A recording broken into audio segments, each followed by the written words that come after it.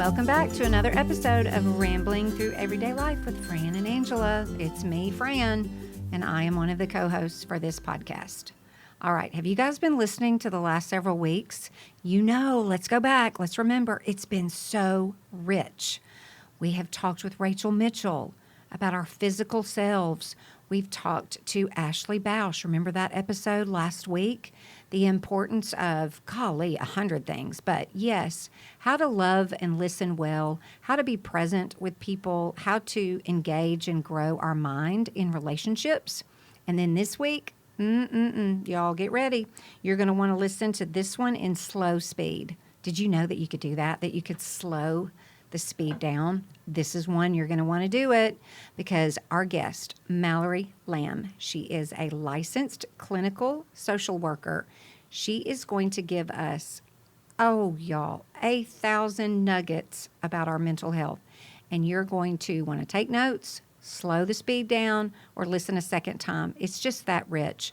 We're so thankful for her, and we're thankful for you guys. What a great community we have here. Angela and I care so much about your whole self, and all of these weeks have really been devoted to that. Okay, are you ready? You ready to listen up? Grab your coffee, sit in that comfy chair. Maybe you're heading out for a drive and you've got time to listen. Or, you know, my absolute favorite, a long walk. This is a perfect episode for a long walk. All right. We love you guys so much. Have a great day. Enjoy the show. Okay. Oh my gosh, Angela, this, I say this all the time, but oh my gosh, this is going to be such a truly helpful, honest conversation that we get to have with a very dear friend today. And you guys, I wish that you could see her precious darling face, but I am so thrilled that we get to have our dear friend, our professional dear friend, Mallory Lamm. I had the privilege of knowing her here at Union University, and it just seems like you graduated so long ago. But I just asked you, and you said it was 4 years ago, and it's just like, good night alive. Time has flown, and you are doing incredible work. So tell our listeners who you are professionally and what it is you're doing. And sister, we are going to just dive right on into this great conversation. I love it. Hi, I'm Mallory Lamm. I live in Birmingham, Alabama, and I'm a licensed clinical social worker. And I own my own private practice. And so I see clients every day. I specialize in eating disorders, anxiety, and depression. And so I'm excited to get into all the stuff that we have planned today. It's going to be good. Yes. Listen, I said before we recorded that this is a conversation that I feel like whether as adult women in our own lives or as moms of teenage, young adult daughters, this is a conversation that could last for hours and hours and days and days. We're not going to do that, but I just think it's important, Mallory, and maybe, I don't know, maybe now more than ever that the world, these girls, ourselves included, that are growing up in, the pressure is real. The pressure is on, and just this idea that we have to look a certain way, be a certain way, act a certain way, perform a certain way. It is really all tied to, a lot of it, our physical appearance. And so, yes, we need to talk about that. And yes, I do want to hear from you about this increase. I listened to something last week that it was old, maybe 2018, a study where anxiety and depression in girls, high school girls, has just increased so much. And that was 2018, probably coming from 2016, 17 study. I can imagine what it is now, but I don't want this to be a depressing episode. We want to shed some light on important, healthy conversations that girls can be learning from and parents can be learning from, because we don't have to sit here. We don't have to live here forever. Where there's hope for us. And there's wonderful, precious people like you that are helping girls find health and wholeness into who they are and who the Lord has created them to be. So Oh my gosh. Angela, are you ready? Let's go. Here we go. On your mark, get set, go. So Mallory, let's just start right there. Body image, self-esteem, the daily battle that as females we're facing when it comes to appearance and worth and value. Just start right there. Talk to us Mhm. about those things. Yes. So there's a research study. I don't know the exact year, but it's like 95% of women struggle with body image. Uh, And oftentimes I define body image as the beliefs we have about our body. And yet it is the least talked about thing, I think, among women, but also in the church, because we just like, we don't know what to do with it. mm, And so it's been super neat for me to kind of heal my own body image, but then also be able to use it clinically and to help others heal from their body image. And I think in the Christian circles, we do a really awful job of talking about it or not talking about it, or even like we think that it's like, oh, this is actually really healthy in the name of Christianity, but it's actually really not, right? Like wanting to manipulate our bodies and going on yo-yo diets and exercising to the extreme, whatever. And we put on like this, oh, well, this is because God wants me to do this. And it's like, really, God actually wants us to believe that our bodies are good as they are, and they mm, actually don't have to be manipulated. And this idea that I'm really coming around right now is we will always feel disconnected from the divine when we are believing the opposite about our bodies and what God believes about our bodies, right? So if Oh, that's I'm good. believing, yeah, if I'm believing that my body isn't good and my self-talk towards my body is that I need to lose weight and I am just awful and I don't like the way these jeans fit, whatever. And God's over here like, girlfriend, you are totally fine. I made you in my image. Like, you have a good body. And I don't believe that I will feel disconnected from him. And I think ultimately what's happening is when we are trying to change and manipulate our bodies in a really unhealthy way, then that is showing our mistrust in God, mm. right? Like when we mistrust our bodies, then we mistrust our hearts, and then we mistrust God and we mistrust his creation. And like we truly don't understand the gospel when we are coming from that place of mistrust. And so having this idea of body image is actually a really big spiritual issue, and we got to Mm. start talking about it. Boy, I can tell you one Oof. thing at 51 years of age, nobody has ever talked about it in that way. Mhm.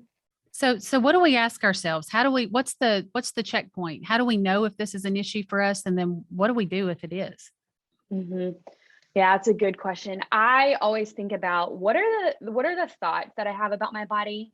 What are the beliefs I have about your body? If you really want a good exercise, I want you to write a letter to your body. And I bet it would be really hard for somebody to not write anything hateful in that letter, because probably the Mm, first thing is we're thinking about all these things that we need to change about our body instead of this language of love and compassion that the Lord would have for us. And so I think when we are able to take captive those thoughts that we have about our body, then we can do the work of healing ourselves. And so asking yourself the question, who told me that? Because we all have a moment where we remember that somebody said something about our bodies, or maybe it was just even from culture that it was like, I have to be a certain shape or size or have a certain outfit and haircut and all the things. We remember those moments. It probably goes way back to childhood.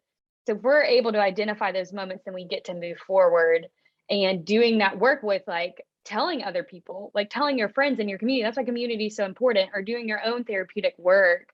I think those are the first steps to healing. Let me ask you this. You know how we do this with little girls. And I'm sitting here thinking, I don't know if I did this having boys, but I don't know, is this helpful or do we need to think about how we compliment our little girls and what we say to them? I think we say things just out of default and not realizing hmm that we're constantly praising a girl all the way through college of, oh my gosh, you look so cute. That looks great on you. You look so thin. Have you gained weight? Have you lost weight? Like from when they hmm are teeny tiny little girls, we're always, well, I don't, maybe not always, but we are often placing their worth on how they hmm look. I mean, am hmm I wrong in that? And is that a bad thing? Or do we need to make sure we're doing this plus this?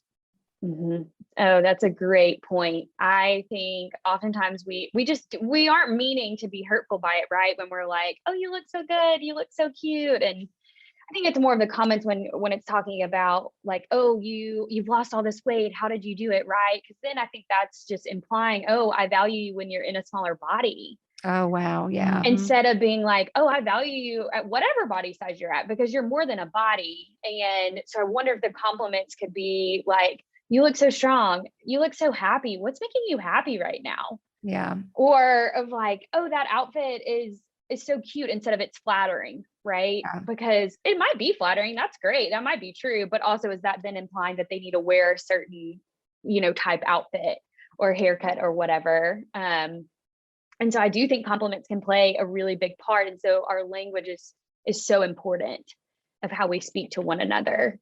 Well, let me ask you this. For somebody that specializes in eating disorders, what do you see a trend? Is there a common thread at a certain age? What is it that you just consistently see as a moment where this is where that guy or that girl, but here we're specifically talking about girls, that they began this eating disorder? Where is that point? Mm-hmm. Yeah, it's actually getting younger and younger, which is pretty sad. Right now, I think the sickest people that I see are adolescents. So anywhere from about 10 to 13 is when it gets really awful. And that can come out from a lot of reasons. I think social media is playing a huge part. One of the things I do with my clients is like, we're checking your social media. Who are you following? Are you following all these people that all look one certain way? Because then our brains are going to take that information of like, oh, well, then I must look that way, instead of having this body diversity of people of all different shapes, sizes, and colors on my Instagram feed or on my Facebook feed, whatever it may be, whatever you're looking at constantly, or even what you're reading and listening to. So I think it starts from a really young age. Oftentimes it can start in the home, and it can be from comments that you just don't even realize that mom and dad might be making, of saying like, oh, these are good and bad foods. Well, actually, food is just food, right? Like food can offer nutrients and pleasure and satisfaction and fuel.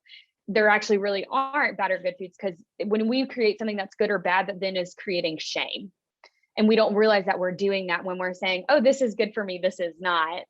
Instead of, oh, that's what I prefer. That tastes really yummy and makes me feel good. Listen, God that help language us. God help us. I've never been taught that, but I know that I need that in my life. Because what do we do when we're stressed? Well, I'm going to Freddy's. Yeah, I need ice cream. And then we feel guilty about it. You know what? Have the darn ice cream. Yes. But I don't like the way a sugar crash makes me feel. And I am trying to focus more on that.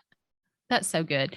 Okay, Mallory, you posted something on Facebook a while back that I loved, because Fran and I love to go for walks. Fran is the walking outdoors queen. She is. And she's such a good influence on me. And she has just proven over and over to me what value is there. However, I think there's a big however coming. However, well, no, this is good to talk about though.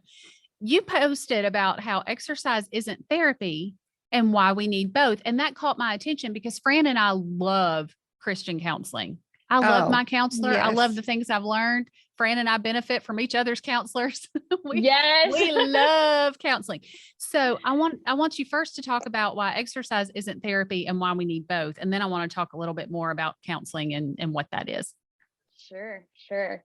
Yes, moving your body can be so helpful, that it can be a really great coping skill. And also it's not therapy, because I think of like, okay, exercising is a good coping skill that can very easily become a really bad coping skill really quickly. And so from this perspective of, I think that on average, it's like, yeah, if you are moving your body like 10 to 30 minutes a day, maybe even like 5 days a week, cool, great, love that. But if it's like, you're spending hours at the gym, probably don't have a great relationship with exercise and with your body. And oftentimes people are like, oh, exercise is my therapy. It's not your therapy, because I've been through years of training, and therapy is like learning your behavioral patterns, working through your trauma.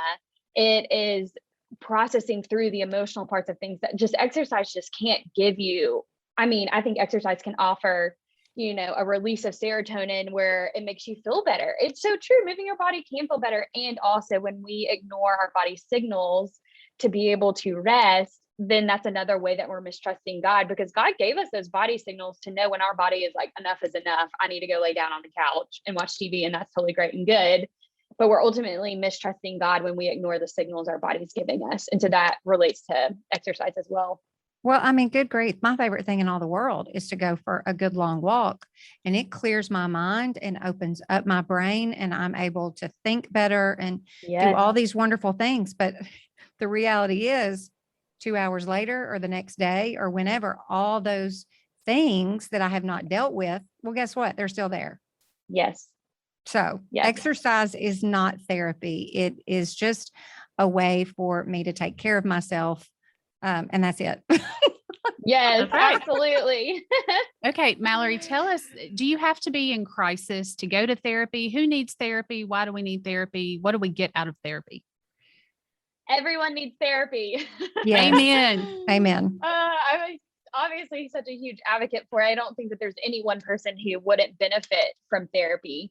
Oftentimes I'm like, don't wait until you're in crisis, because oftentimes therapy is doing that preventative work from being in a crisis. And so whether it's just managing stress, whether it's managing anxiety, depression, or even of just having somebody who is non-judgmental, who is just outside of the situation, who does not know any of your friends or your family, and just being like, hey, just hear me out. Like, help me talk through this. Give me some feedback. What are you seeing? What am I missing?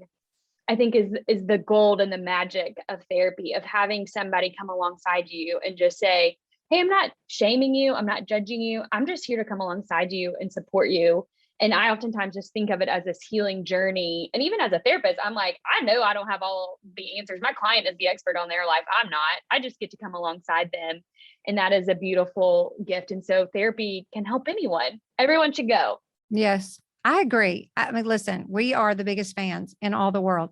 I read something in, oh gosh, I've already forgotten. I read it yesterday. And I typed it up because I saved it and I wanted y'all to see it. And I thought, this is so profound. I have not heard this. You probably have, Mallory, but it says, if you don't heal what hurt you, you will bleed on people who didn't cut you. Oh, Yes. How about that?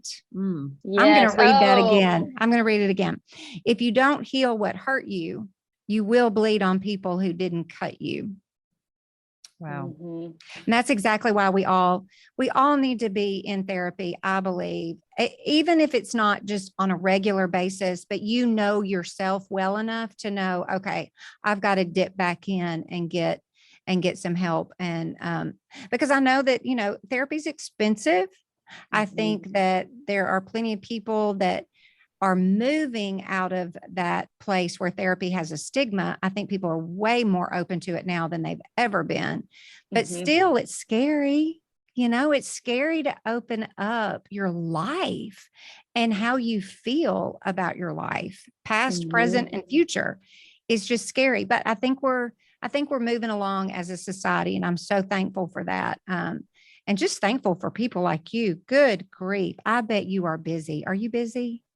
I am busy. I think especially after the year that we've been through, I mean, everybody's struggling. I oftentimes ask my clients, one of the very first questions I ask is, what's causing you pain? There hasn't been anyone that I've come across that is just like, no, I'm not experiencing any pain. Yeah. We're all in some sort of pain. Going back to your point about when you don't heal what hurt you, that you're gonna bleed out on other people. I think the saying of like, hurt people, well, healed people heal people. Yes. Right. That's And good. oftentimes when we're hurt in a relationship, we have to heal in a relationship. And so oftentimes that therapeutic relationship can offer you that healing, because it's really hard to heal in a relationship when that other person doesn't have the capacity to be what you all need them to be to heal. Right. And so a therapeutic relationship can help heal that relationship and heal mistrust that you might have with others because of hurts that you've experienced. And I think one of the things I was afraid of going into therapy was that it would rip every scab wide open and go back and make me really camp out in all the hurt my whole entire life. And that has not been my experience at all. No. Oh man, it's such a slow process. And that is the beautiful thing about it, is the client's the expert. I just take their lead and never making somebody talk about something they don't want to talk about. And it's such a journey of like, okay, I think of it as a suitcase, like, oh, there's all these different things of clothing, and we're going to pick up a shirt and we're going to look at it. We're going to try it on. We're going to see if it still fits, if it's worth, be staying in our life. And then once we're done, we put it back, and then we pick up something else in the suitcase, And we keep doing that over and over in the therapeutic process. Well, and that's, I think if people have not ever been through therapy before, it's kind of like, listen, you got to be patient. You've got to be patient in this process, because if you go too fast, too hard, listen, that's you. Well, a good therapist wouldn't allow that to happen. But I think for people that are willing to, maybe after this episode, consider talking with somebody, be patient in the process. Okay, let's switch gears just a little bit. I think what I want us to talk about right now is a word that it can trigger some people, and even one extreme or the other. And that word is trauma. So I think there's people that know trauma and understand trauma. And if they have experienced trauma, it just a little bit kind of like, oh, okay, here we go. And then there's people that will swing way to the other side and be like, okay, hang on a minute. Not everything is traumatic, for crying out loud. Is that a buzzword? Are we just throwing this word around now when we don't even really understand and know what trauma is? So I want you to define for us just the best, maybe non-clinical, just everyday Joe definition of what is trauma. Trauma is any disrupting event, whether physical or emotional, that surpasses your ability to be able to cope. And so many things fall under the umbrella of trauma. I think about, we think of our standard definition or thought of trauma being like abuse in some sort of sense, which is certainly trauma, and also a friendship falling apart. That can be some sort of trauma. There can be conflict in the family that can hold some trauma. If it just feels like I cannot cope with this, it feels so overwhelming. A physical injury, witnessing some sort of trauma, somebody dying, that's grief, could be a sort of trauma as well. So trauma, there's a lot of things that fall under trauma. Oftentimes people are like, I don't have any trauma. And it's like, we all have trauma of some sort. We all have trauma. Yeah. Oh, I agree. And I do believe that, that trauma, if it's not dealt with, we all know, I mean, I know from my own life that it is stored in the body. And it's going to sit there, and it's either going to not be dealt with or come out and surface in all manner of unhealthy ways. And it does affect our nervous system. And I think that it's just a matter of not being afraid with a professional therapist to identify, like you said at the very beginning, what's causing you pain. Now, let me ask you this. If that person can define what's causing them pain, does that, in your mind, does that equal that's trauma? Is that across the board 100% of the time? Not necessarily.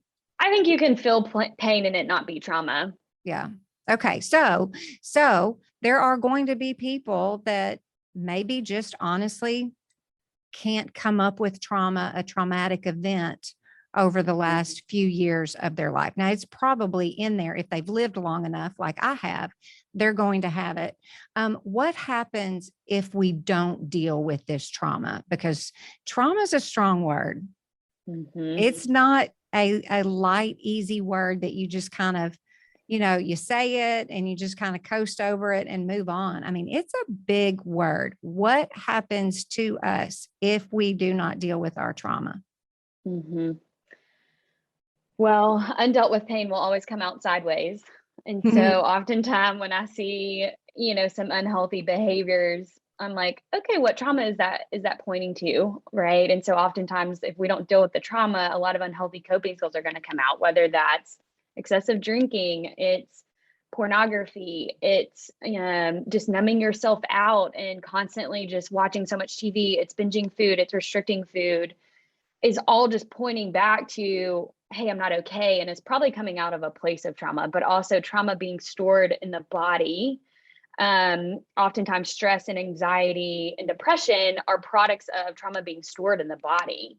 And so if we don't allow that trauma and the stress to exit our bodies, then we will feel stuck. And so oftentimes I talk about the window of tolerance being of like, that is where I feel super stable and emotionally regulated. When you are outside the window of tolerance and you go up, you're stuck on, which is where a lot of people live, of like, For me, I know, overworking or just that constant state of anxiety, perfectionism, that's being stuck on in trauma and outside of your window of tolerance. When you feel like you are just hustling, hustling, hustling, and you can't give yourself permission to rest and you just always feel supercharged.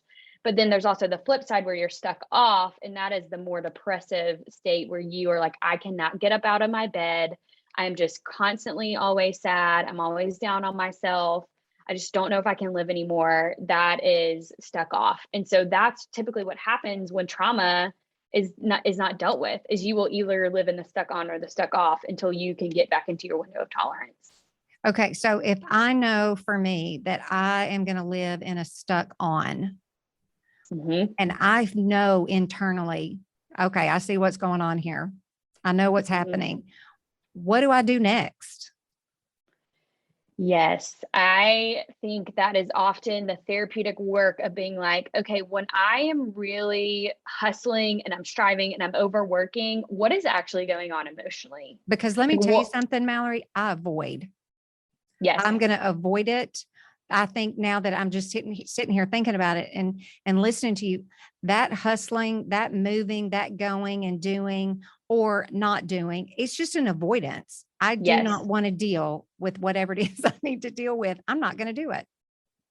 Yes. Oh, absolutely. That is a great point. It's oftentimes denial, minimization, avoidance of like, oh, it's not that bad. I don't really want to deal with that. That's a lot. So I'm just going to keep hustling and maybe it'll go away. But it's always there. It's not going to go away. And so I think it's that therapeutic work of inviting yourself into, okay, what's really going on? What am I actually trying to communicate that I'm communicating through my behaviors of hustling or my behaviors of all of these unhealthy coping skills?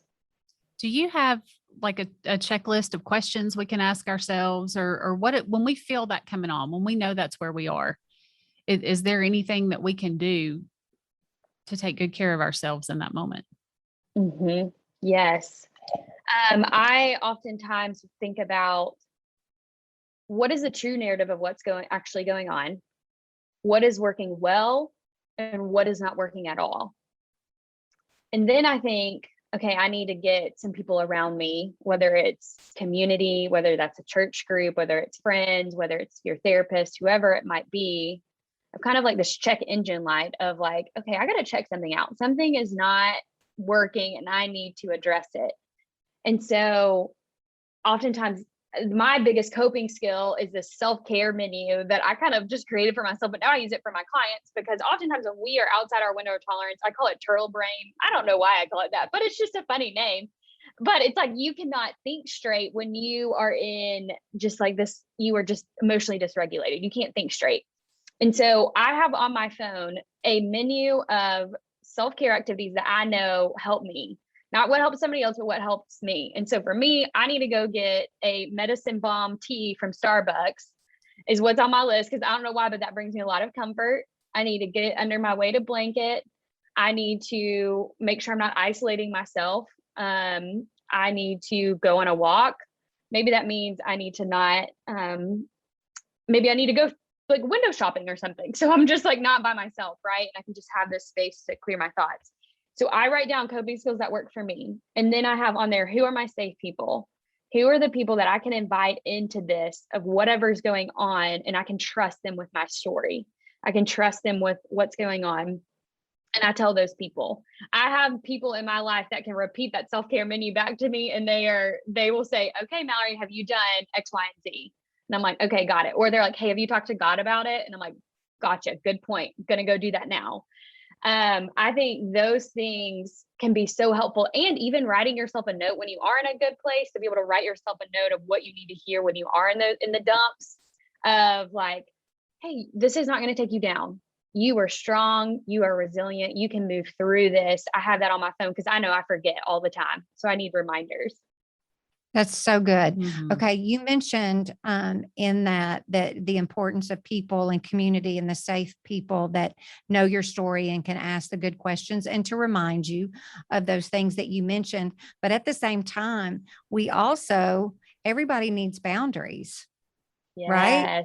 Everybody needs boundaries. And so we have to know relationship to relationship, person to person, boundaries are going to look different. And how, talk to us about, I know that we know what boundaries are, but I don't think it's something that you can just take from person to person and just apply them.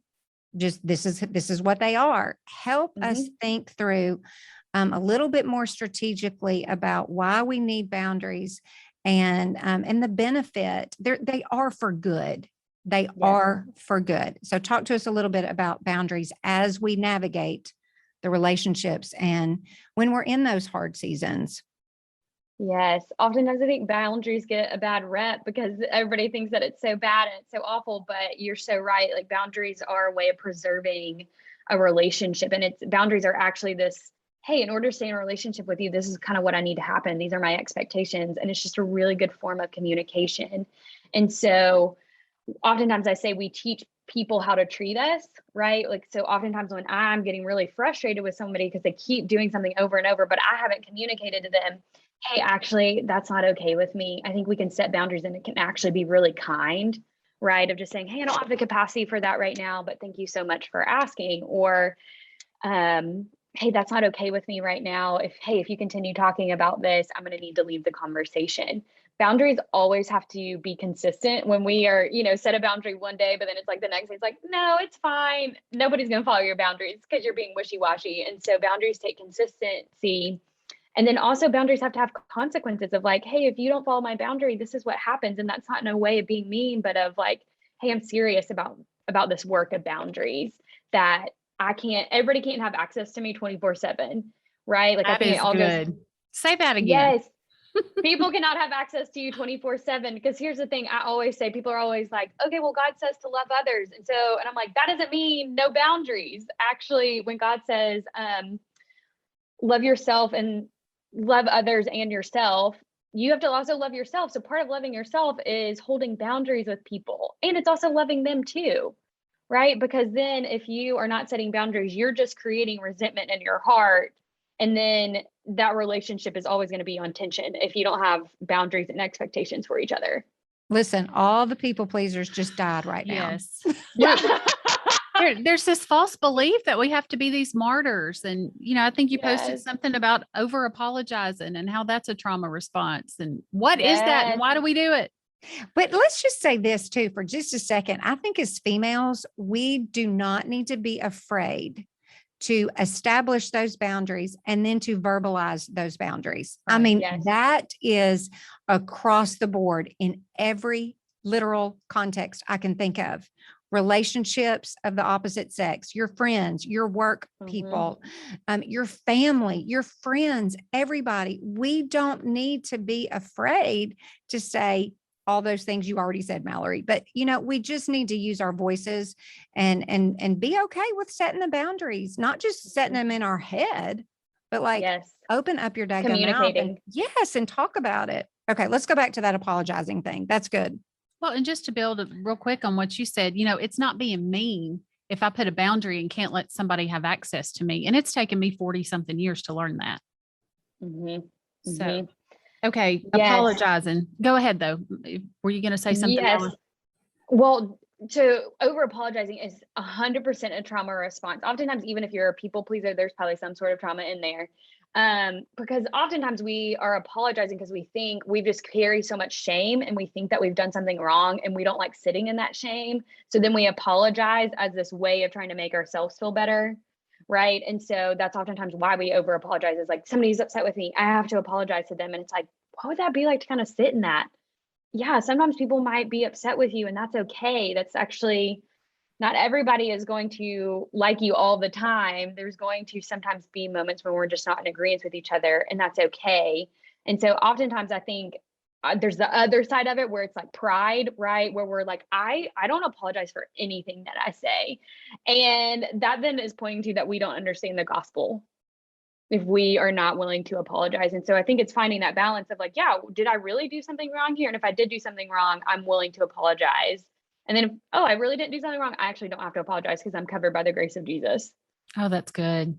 I've got a friend that I noticed this in myself, and then I started seeing it in her. And finally, I'm just like, why are you apologizing? I just started calling her out. We have to hold Mhm. each other accountable. Absolutely. Listen, Jesus help us, right? Jesus help us. Okay, Mallory, we, again, like I said at the beginning, we could talk for 100 hours about this. So this is a lot of great information. And I do believe it's an episode where people, even myself, like I want to listen to it again and just kind of sit in it for a minute. And I believe, I don't know, I have no idea what I'm basing this on. This is a complete assumption, but I believe that most listeners that will listen to this are going to feel rather quickly, I need to go talk to somebody. Mhm. And even just to begin to verbally process and sort through. I don't want to overwhelm anybody and say, well, if they're my age, if they're 50, well, let's just go all the way back to when you were 5 and let's unpack your childhood. Like that's overwhelming.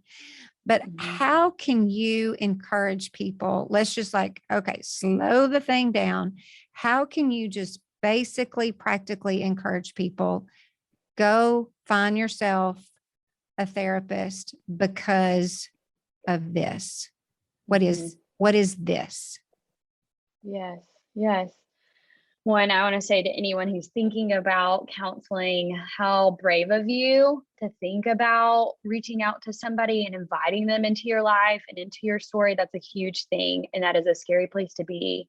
And that makes so much sense. And you have every right to find a counselor that feels good to you and is a right fit. Not every counselor is going to be a good fit. So even if you've had a bad experience with counseling before, that doesn't mean all counselors are that way. And I actually I really appreciate as a counselor when somebody's like, hey, this was kind of my past experience in counseling. And I'm like, that gives me so much good information. Like, thank you for telling me that. Right. Or of even being able to voice what you need in therapy of like, hey, I know there's probably stuff that happened in my childhood. I'm not quite ready to talk about it yet, but here's what I can talk about is I am going to the bag of chips each night and eating the whole bag. And I can't talk about that. So can we just start there? Yeah. And the therapist will respect that 100%. And so I think sometimes it might be, I remember when I first went to, was texting my friends of like, I'm so terrified. And I invited them, even my friends, into the process. And somebody checked in on me afterwards of like, how did the session go? And so if you were thinking about counseling, it is a good thing and it can be scary.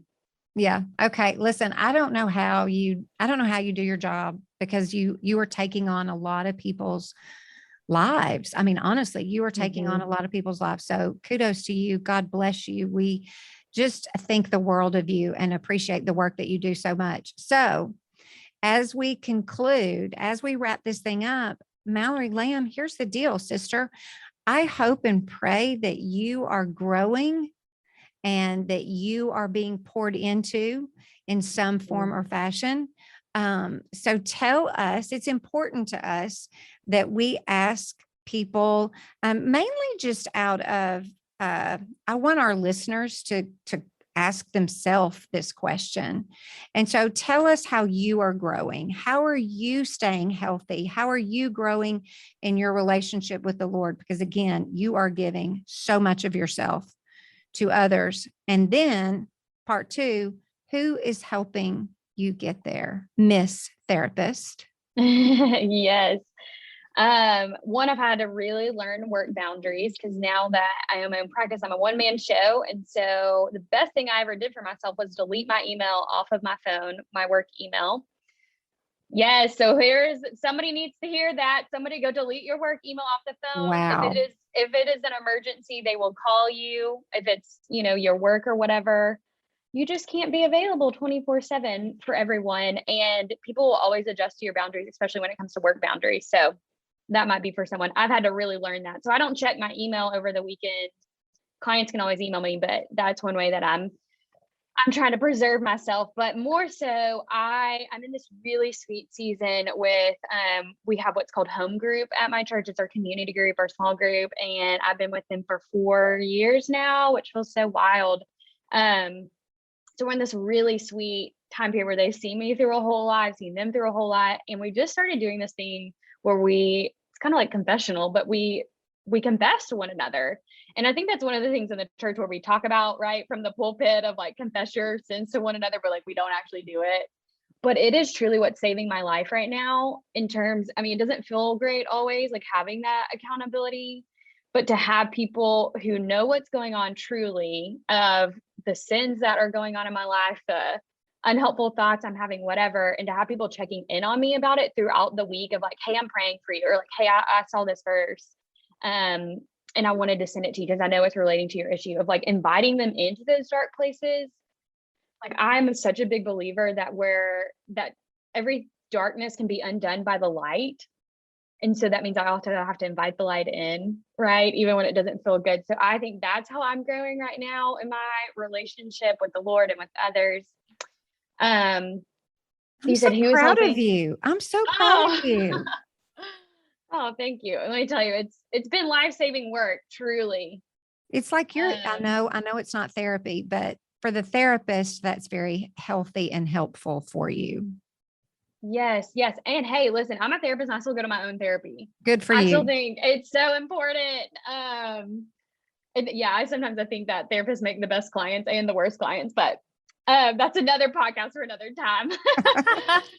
Okay, so who's helping you get there? Yes. So I am doing, y'all may have heard of it, the Bible recap, yes. The daily reading plan and the podcast. That has been a really helpful tool for me because I'm one of those people, I can't just open up my Bible and then just hope that I land on something and learn something. I really need structure. And so that's been really good structure. And some of my friends are doing it too. So we get to hold each other accountable in that. So that is one thing that's helping me.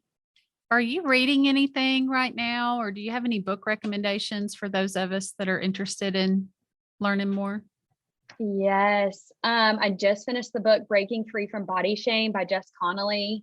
Oh, it's good. It's good. I actually just wrote a curriculum to be able to bring it into churches and wow. At Stanford University that comes along, my clinical knowledge that comes alongside the book. So if you want that, hit me up. I can help you out with that. But that book is really centered in some gospel truth. So that would be a good place to start for sure. Oh, golly, that's so good. Mallory Lamm, you are a rock star. I could not be more proud of you. We both are. And we just pray the Lord's favor and his success over you because you are providing a ministry and so much help and healing for people. So thank you, sister. What a great conversation today, Angela. I loved every second of it. Flew by. Everybody just hit rewind, slow it down to the slowest speed. Yeah, listen again. All right, sister, we love you so much. Thanks so much for joining us today. Thanks, y'all. Love you guys.